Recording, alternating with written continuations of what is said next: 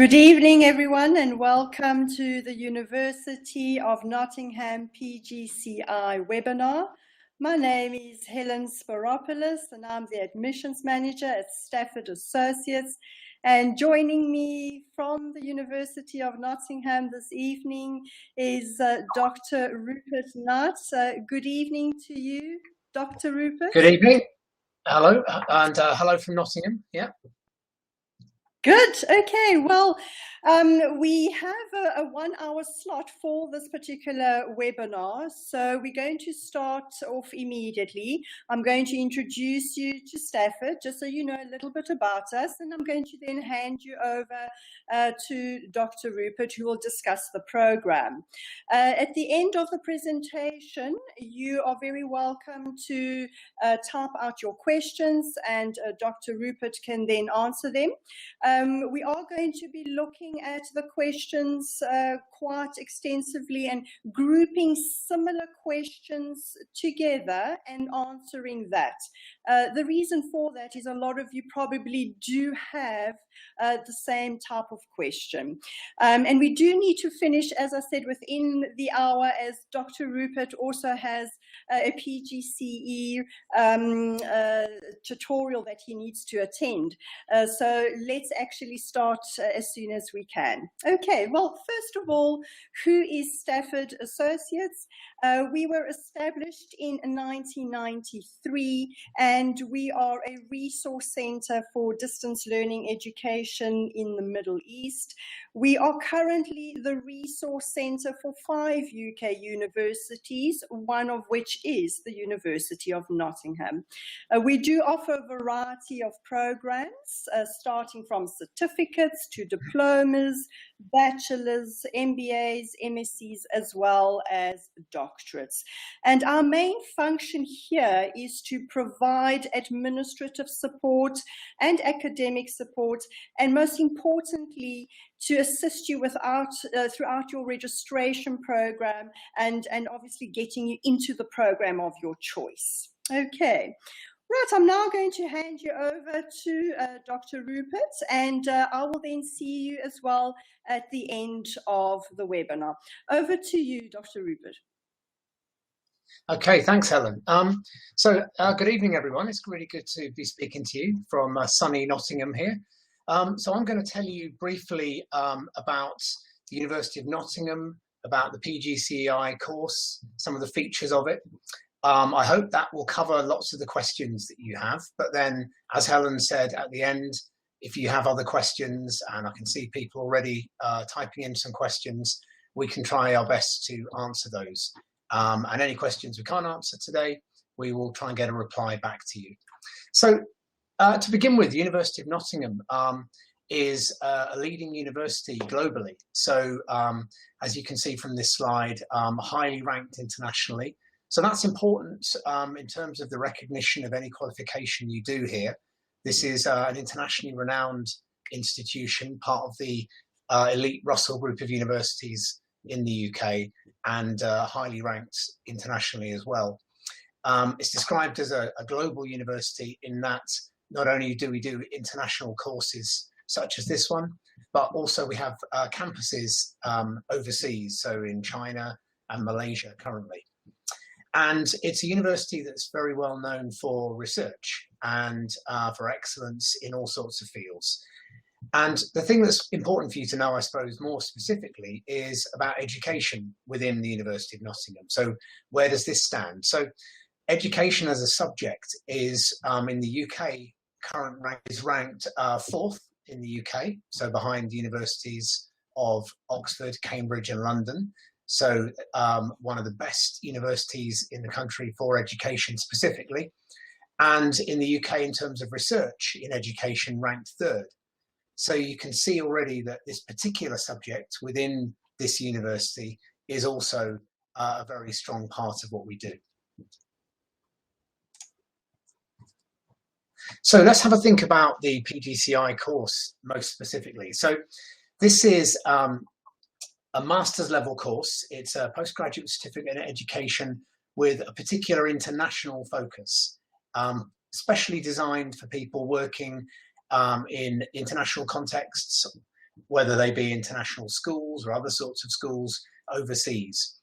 It's a course that runs all over the world. So we have, as well as the regional centre that you're thinking about in the UAE, we have cohorts in places in Africa, Asia, Europe, South America, and there's currently over 900 students around the world studying this course. And they all are studying the same basic course with different groups of tutors and with different arrangements for meeting you face to face. So we talk about this as being a blended learning course. That's because, as you can see from the second point here, we have, as part of the course, face-to-face meetings with you. So the tutors from the University of Nottingham, including me, we come out to the UAE and we come and meet you during the course twice for face-to-face tuition. So this is a compulsory part of the course, and this is a chance for us to meet you right at the beginning of the course. So for our cohort that begins in October, for example, starting 1st of October, we would come in October to meet you, have the first face-to-face only about 3 weeks into the course. And we'll have a couple of days intensive teaching in the UAE with you. You get to meet your tutors. And then we'll come back again about halfway through the course. So that would be in March if you're starting in October.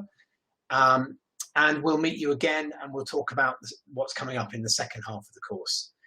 In between times, you're working through materials that we provide, which I'll come and talk about in just a moment. So the tutors that you're working with are all very experienced education professionals. So the team in the UAE that I work with and that I lead is comprised of people who've been, for instance, head teachers in secondary schools, primary schools, they've been educational consultants, they've worked with language teaching, so a wide variety of backgrounds. And so we come as a team, you are assigned a particular tutor that you work with, and so that person that you've met face-to-face is then the person that you liaise with throughout the course. So the person that's marking your work, the person you can contact at any time by email, the person you can have Skype tutorials with at any time. You know that person because you've actually met them, which I think is a real strength. The course is about you linking to practice, so linking to whatever you do currently in a school or educational setting, and trying to help you understand that better through exposing you to lots of new ideas and new aspects of theory. What we have to be clear about is the course doesn't include any assessment of you in school. So this is not a course that's about your practical teaching and your competence in a classroom. This is a course that's an academic master's level program. So it's not a course that is providing a license to teach or qualified teacher status. It's something that complements those kind of awards, if they're appropriate wherever you are, by providing you with the theoretical underpinning of what education is all about. And certainly working at master's level, if you're a practicing educator, is a really valuable thing to do because it will really reinvigorate your practice. So my background before I worked at university is that I was a teacher in school. And when I was teaching in school, some years into my career, I did my own study at master's level. So I worked and did an MA in education, so working at the same sort of level, doing this kind of work. And I did that alongside my full-time work in school. And it completely relaunched my way of thinking about what I did. It was something that gave me new ideas. It made me question all the things I was doing, and really gave me so much food for thought. It made me a much, much better teacher. So it will have an impact on your practice in those kinds of ways. It will give you all sorts of new ideas, okay?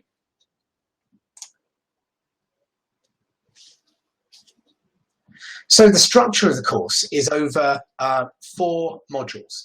So everybody studies the same 4 modules. So there isn't an option to pick different modules, but the study within those modules is very much open to being tailored by you to your context.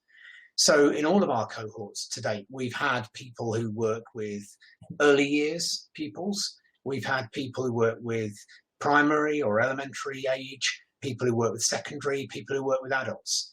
So whatever the age group you work with and whatever the context, whatever the curriculum, whether it might be a British curriculum, American curriculum, IB curriculum, whether your job is as a teacher, a teaching assistant, or any other role in school, you can tailor all of your assignments to that context.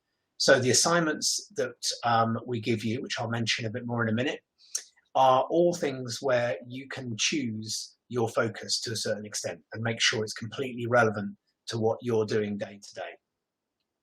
So the 4 modules, 15 credits, and at master's level, most universities follow a kind of formula for a 15 credit module, which equates to something like 150 hours of study time. So that's quite hard to visualize. If you break it down, we might expect that we would hope, if you're going to be very successful, that you might work up to about 12 hours a week on this course. So some people do that in one big chunk. They might say at the weekend, I'm going to devote an entire day and concentrate on this. Other people work differently, and they prefer to work a little bit every evening and break it into smaller chunks. So it's up to you. And a frequent worry that people have is whether they're able to do this on top of full-time work in school. And that's, of course, an understandable thing to ask about. What we can say is that, you know, the majority of people that study on this course and who have come through this course successfully every year are working full-time. So, of course, there's a challenge involved in that, but it's something that is absolutely achievable as long as you're prepared for putting in those extra hours. So the 4 modules you can see there with the second point on this slide take you on a kind of journey. So the first module we call context is all about what's the purpose of education? What is education? What is schooling all about? Why do we do it? Are we trying to create citizens who are going to contribute to a country's economy? Is that what education is all about? Is it about transferring some knowledge from people who know more to people who know less? Is it about things being very learner-centered? Is it about actually following the learner's interests, allowing them to discover things, and so on? So there are many ways we can look at education, what it's for. So we encourage you to explore that. We talk about values in education in this module, and it's also got a particular focus on the international context. So there's a lot of reading, a lot of things you can write about working as an international educator. And this is where that specific nature of this course for your context comes into its own. The second module is called Understanding Learning. And this is where we look at many different ways of looking at what learning is all about. And we look at theorists in education, some of whom you may have heard of, people like Piaget, Vygotsky, Brunner, and others, who've all got very different ideas about what learning is and how learning should take place. And these are not necessarily contradictory ideas. We're not looking for a right and a wrong, but we're trying to think about the many different ways that you can think about learning and how that might play out in your context. So if you took a particular theorist's idea of learning and you thought about it with the kind of students you work with, what would that look like? How would it affect what you do? What questions would it cause you to ask about what you do? The third module, having thought about learning, is then all about approaches to teaching. So here we're going to expose you to lots of ideas that will be very familiar if you're already working in school. Things to do with maybe teaching students who have English as an additional or second language. Issues of differentiating work for pupils, working with pupils with special educational needs, working in ways that are collaborative, maybe through group work with pupils, and so on. So we look at different teaching strategies, in other words, different issues, and we get you to focus on some teaching that you're doing with your learners, whether that be with a whole class or whether it's with a small group if you're a teaching assistant, and we get you to apply some of these ideas from theory to your actual context and a real episode of teaching that you deliver. And the final module, that's called here Final Project, is a chance for you then to put all of this into practice with a little bit of research of your own on a very, very small scale. So we invite you to look at an aspect of student understanding that is relevant in your context, and to carry out a piece of research where you do some research with a small group of learners in your own way and design your own mini research study. So not only does this give you great insight into the way that your learners learn and understand things, but it gives you a model of how you can research your own practice in future. So all of those 4 modules have a 3,000 word assignment to go with them. So in each case, although the assignment is at master's level, so it has that depth, it has that theory, it relies on you reading widely and being able to work quite critically, all of them are also rooted in things that are real for you in practice. So you will be writing about examples drawn from your own school context in each case. And what you're writing about can apply to things you're really doing in the classroom. So it has that kind of connection. It's not just a theoretical or abstract piece of work to do. Lots of people also worry about whether they're going to be able to write at this level. Maybe they haven't studied at this level before, which is true of most people on the course, or maybe it's been some years since they last studied at university, or maybe they just feel underconfident. A big part of the early days of the course and a big part of the first face-to-face teaching we do with you in the Emirates is about giving you that confidence and about talking about what does good academic writing look like? What do we mean when we talk about a critical tone? How do we use the sources we've read and reference them in our writing? So we work with you quite intensively on that.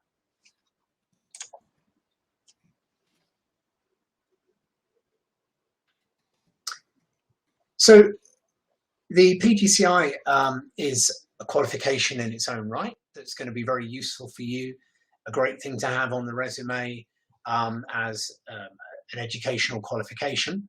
But it doesn't have to end at the end of 1 year of study.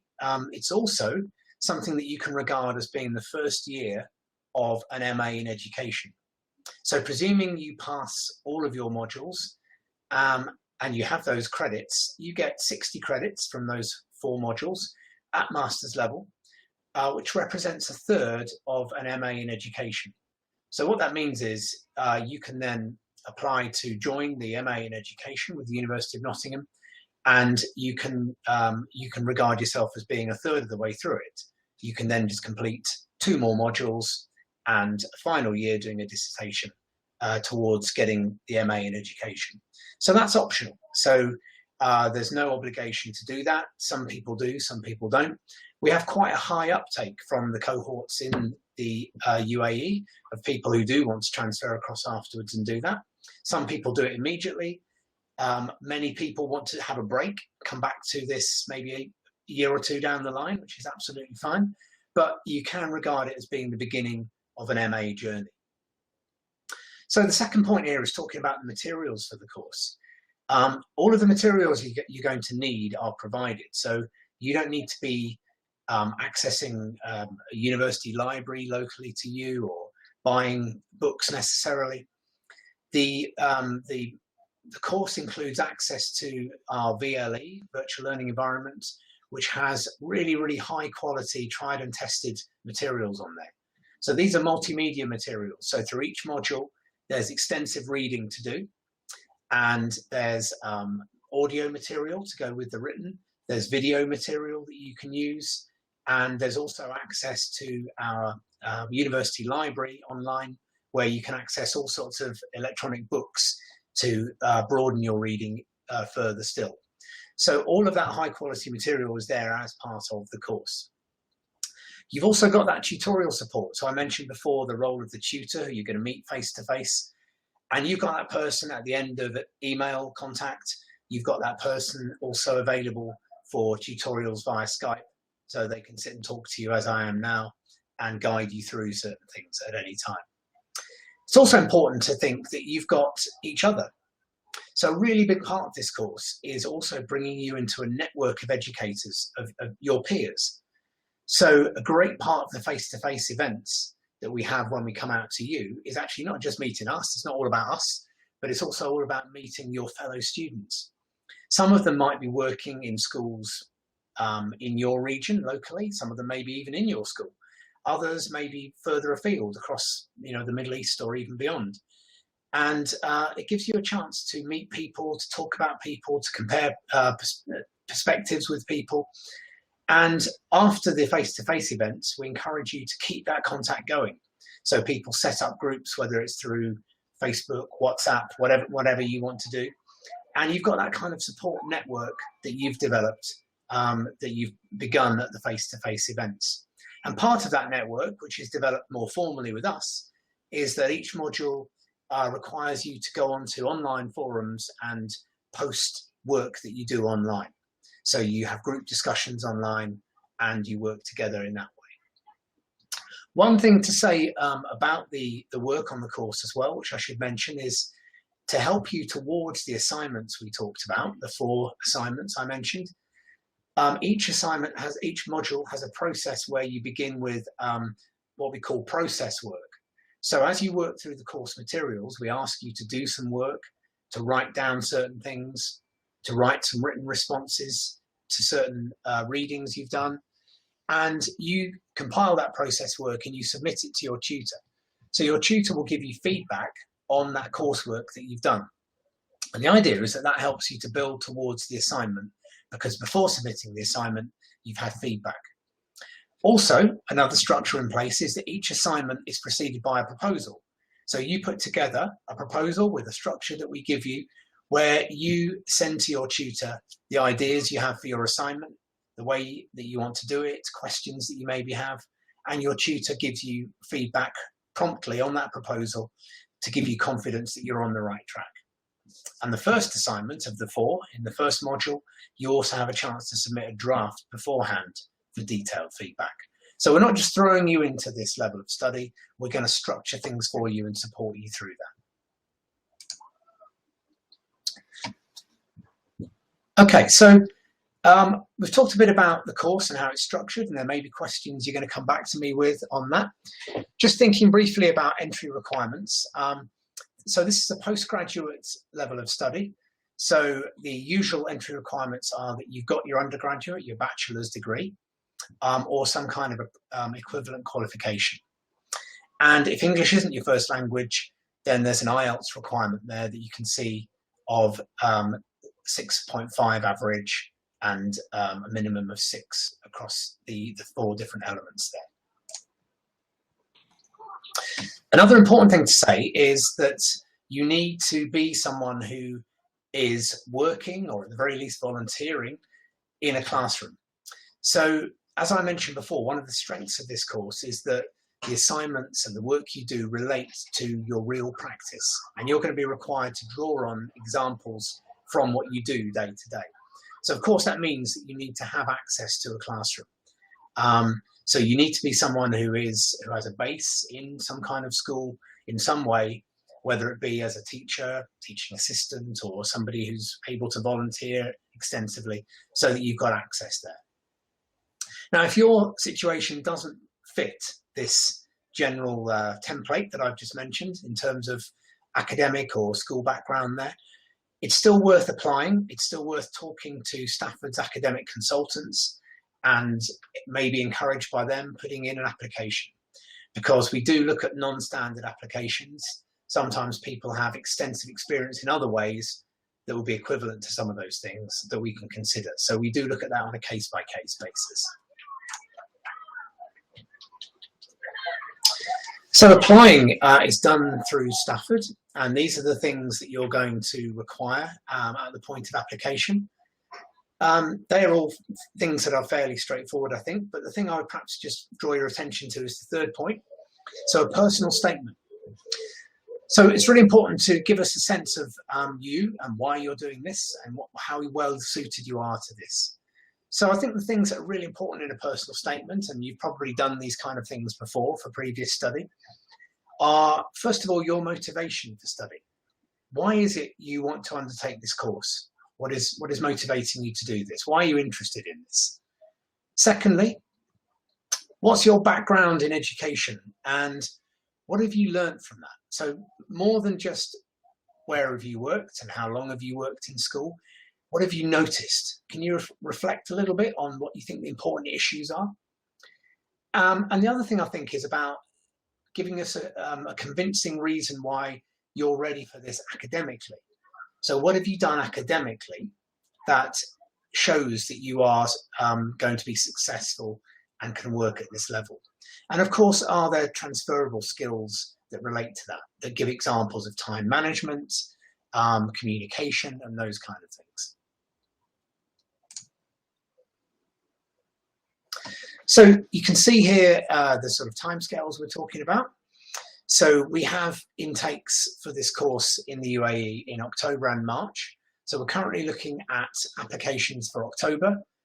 So not many months away now, which is quite exciting. So I'm looking forward to planning with my colleagues soon and coming back out to the UAE shortly to see the next group of students. And the deadline you can see there to start in the group on the 1st of October is the 20th of August. So maybe only about 5 weeks or so away from that. The workshops you can see with the face-to-face workshops, if you're starting on the 1st of October, are the 20th and 21st. So over that weekend, that's when we'll have those intensive face-to-face teaching days. And then, as I mentioned before, coming back again halfway through the course to talk about modules 3 and 4 with you and prepare you for those. And it's also a great chance to come and see everybody again, to catch up with all those people you met the first time, and just to enjoy each other's company there. That will be the 9th and 10th of March. You can see there also the fees at the moment. So that brings us to the end of the formal presentation, but I'm guessing there's all sorts of questions you may have. So I'm going to pass back to Helen, who's going to try and make sense of those questions and maybe put groups of questions together, and we'll do our best to answer those. Okay, thank you. Right, can you hear me? Thank you so much, Rupert. One of the questions is, what is the difference between the PGCE and a PGCEi? Okay, so the first thing to say is they are both postgraduate certificates of education. So they are the same in that sense. The sort of study that you do is similar to a PGCE that you might study in this country. The I at the end, of course, denotes I for international. So the content is very much geared especially to the international teaching context. So the materials we use, the readings that we use are all with that kind of emphasis and slant towards the international context. The thing to be aware of is that lots of people, or most people studying for PGCE in the UK, are also studying at the same time for qualified teacher status, which tends to be part of the same course. As I mentioned before, this is not a course that is offering that qualified teacher status or license to teach in that practical sense. Those kind of things like qualified teacher status are very country specific. So QTS, qualified teacher status in England and Wales, for example, is a qualification set by the government in this country. So some PGCEs will include that QTS elements if you're studying a PGCE in this country. So this is not what we're talking about here, but otherwise, in terms of the academic content, it's exactly equivalent and it is at the same level as a PGCE. Okay, and Sarah has asked, is there a possibility to try and finish this program before October 2018? Yeah, so we tend to call this a one-year program, and typically people who start in October, although they will finish their work around about July, so my current cohort who started last October have submitted their final assignments this week, so I have a whole load of those to be marking this week as well. Looking forward to reading those. That will get processed and marked over the summer, and the exam board that formally confers the qualification is in October. So hence the one-year program. If you want to accelerate though, and you want to finish earlier, that is possible, and we would advise you to do that in negotiation with your tutor. So what we tend to say is we'd advise people to do the first module and keep to the usual timescale and just see how you get on, see how you cope with the work-life balance and the workload. When you've done module 1, if you're feeling confident and you feel like you can step up the pace and accelerate, then you can speak to your tutor and you can negotiate some different deadlines that allow you to go a little bit more quickly and finish a bit sooner. So there is the possibility to accelerate, and you do that in negotiation with the tutor. But you'd all start off the same and see how you go for module 1. Right.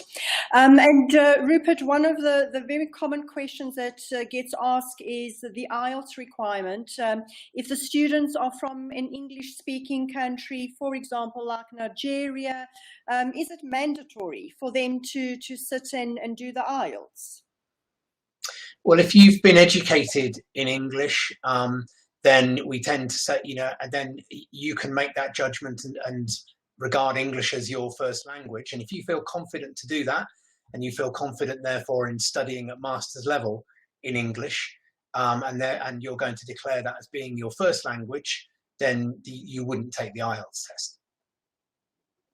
Okay, fantastic. And just on the question of IELTS,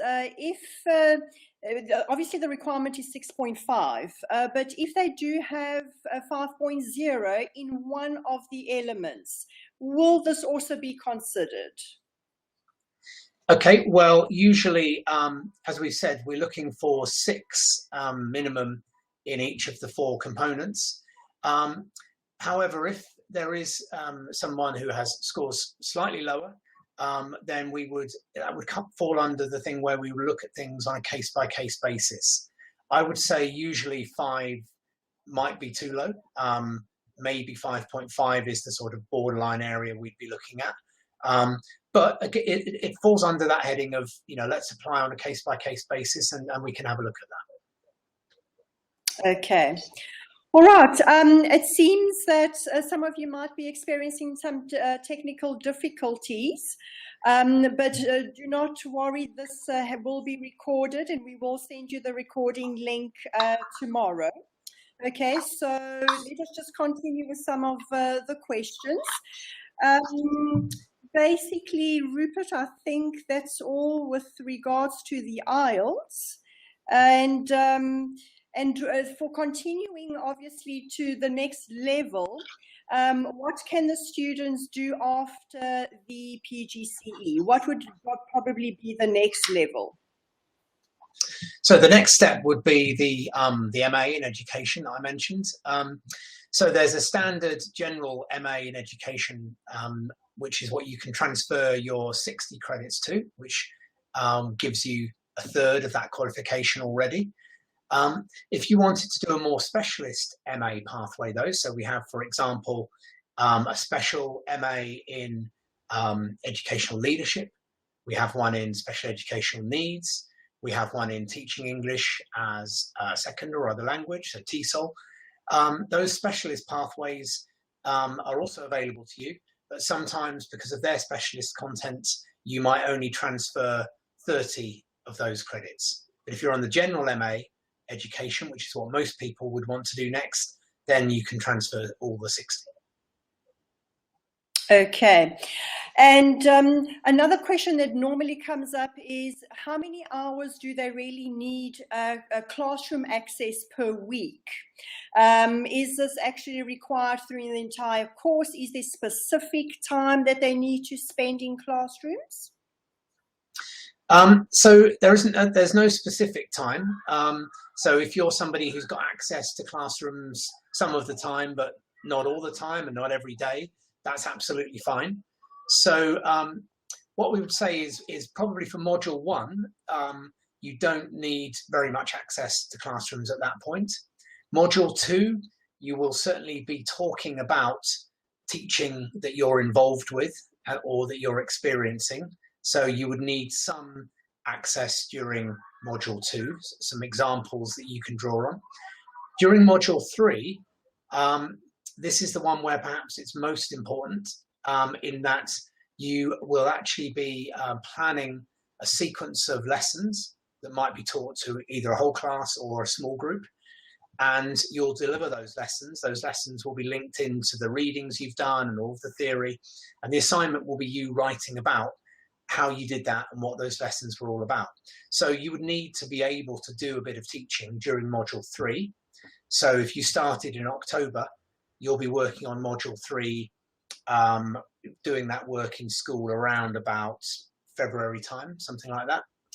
And then in module 4, when you do your research project, you'll need access to children right at the end of the school year, but you may only need to really work with a small group of children, maybe just in the course of a day or two, to gather some data with them. So there's different access required as the course goes along. So certainly sort of modules 3 and 4, slightly in module 2, and maybe less so at the beginning in module 1. Okay, and I do see a question from Alia. So Alia, I'm just going to quickly respond to you.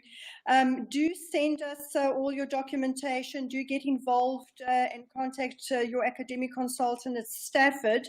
It is important to send all the documents to the university because they do look at applications on a case-to-case basis, and they look at everything. They look at your working experience. They look at all the qualifications that you have completed, and any other English courses that you have undertaken. So do send the application through for the university to evaluate that application. Okay, and Shirok has got a question about TESOL and PGCEi. Are they very similar? Is it a one-year program? I'm not too sure if you can answer that, Dr. Rupert. I'm not personally involved in TESOL teaching. Some of my colleagues here at the university are. So a TESOL qualification is a separate kind of qualification you can do, but it will be very much complemented by this kind of course. And if you're interested, if your background is in teaching English in that way, then your examples and the assignments that you do and the way that you slant all of your work can very much be all about that. So every year we have people who are working in those kind of contexts, in those kind of roles, and they will be writing about TESOL work. So this isn't a TESOL qualification, but it's one that sits nicely alongside it and complements it. And as I said, you can then, if you choose to afterwards, you can use some of those credits and actually go on to an MA in TESOL more specifically, which would be ideal. Thank you. And I'll answer Sarah's next question regarding your documentation. As soon as you send the documentation through to the Stafford consultant, we will obviously send it through to the university. At the moment, the university is looking at all applications that we have sent, and they do have quite a lot to get through. So they can take anything between 7 and 15 UK working days to peruse these applications. But they're obviously trying to get them to you as quickly as possible with the feedback. So do try and send them as quickly as possible so that we can get that feedback from the university. Okay. And Diane has asked a very interesting question. Are there any universities that will accept any credits? Now, for example, will the University of Nottingham accept any credits for anything that they have done at previous institutions?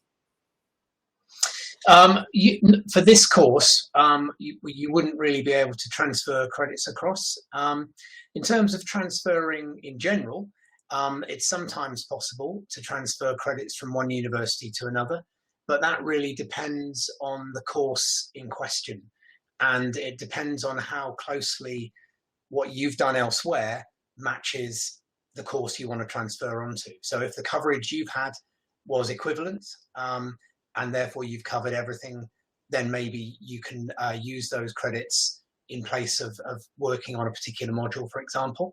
But in terms of transferring on to the PGCEi, if that's what the question's about, if it's about maybe having exemption from one of the PGCEi modules, we wouldn't really be transferring into the PGCEi in that way.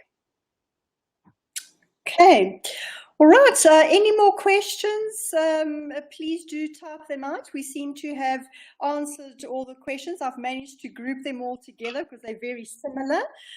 So if there are a few more questions, we have about 10 minutes left. So if there are any more, please do type them in now quickly so Dr. Rupert can answer them. Okay. Right. I don't think. Oh, here we go. One more. Is there MA in education offered online distance learning from the University of Nottingham? A very, very popular question, Dr. Rupert. Yeah, so that's really important, of course. So you can study the MA in education in lots of different ways. So you can study it face-to-face as a student here in Nottingham. You can study it completely at a distance, do a flexible MA. So you can do that distance learning from wherever you are, or you can do a mixture of the two. So some people, really popular thing to do is to study most of the MA at a distance because you're working overseas, but maybe to come and do one module with us as a summer school. So for example, at this time of year in July, we have groups here doing an intensive week of summer school and having all of their teaching here. They come from all over the world. And it's a really great atmosphere, great chance to meet teachers from across the globe. So they come here for a week, do an intensive input on a particular module. So they've studied that one module face-to-face, but then everything else is done online. Or, as I say, you can do the entire thing online. So basically, whatever you want to do. Okay, and Alia, I'm going to quickly answer Alia's question because of your technical error. Yes, if your program that you have studied before, your qualification was undertaken in English, the university will look into that. They will also look at your background, the number of years of working experience, but do send that application through so that they can peruse the documents. As I said, they do look at each student on a case-to-case and individual basis. Okay, so do send all the documentation that you do have. Okay, and I'll just add to that, Helen. Talking about those case-by-case things. That sometimes those are cases where I might get involved and have a look if there's a decision to be made. And maybe it's an obvious thing to say, but the clincher, the key thing, is if there is something that we've asked for as a standard requirement and you haven't got that, you really need to make a strong case for something that compensates for that. So if, for example, you didn't have that undergraduate degree, then we really want to see something that is equivalent to that, something that demonstrates a comparable level of study and commitment and academic work. So whatever it is that is the non-standard bit, do make sure you really emphasize that component in your application so that you can show us what you have instead. Thank you. Excellent. Thank you, Dr. Rupert. And I think we have one last question from Aguila. What is the difference between the course offered in the UK and the one offered in the UAE? Okay, so in a way, this goes back to an earlier response when somebody asked about PGCE. So there is there are two answers to this, I guess, and I'm not sure what the questioner wanted exactly here, but you can study the PGCEi with us in the UK. So we have these cohorts around the world, and so we have the UAE, we have, as I said, places in continents across the world. One of our cohorts is actually here in Nottingham. So if you were asking, if you've noticed that and you were asking about that and saying, well, what's the difference? In that case, there is no difference. It's exactly the same course, the same materials. It just happens that there are people who choose to come and study in Nottingham because they want to visit the university and perhaps they want to combine it with some travel and so forth. So we have a very international and global group from all over the world who actually meet in Nottingham as a cohort. So if that was your question, the answer is no difference. if your question was about how does this relate to a standard PGCE, then I would refer back to the earlier answer about it being the same level of qualification, but just being clear that it's not a course that includes a QTS, qualified teacher status, as part of it. Perfect, thank you. And for any queries regarding attestations, please do get in touch with your personal academic consultants at Stafford, and they will be able to assist you with the processes and just give you some guidelines as to what you would need to undertake in order to get your qualification attested. Remember, attestation does differ from one country to another, so please do get in touch with your consultant tomorrow regarding that. Okay. All right, Dr. Rupert, I think that is all the questions. I don't see any questions in our question box, so I think we've managed to actually cover everything. And we do need to let Dr. Rupert go as well. He does need to get on to his next appointment. So I want to thank everyone for attending this evening. We will be sending you the recorded link tomorrow as well. And if you do have any further questions, please do get in touch with myself or with your personal academic consultant, and we will assist you as soon as possible. Okay, and once again, thank you, Dr. Rupert, for joining us.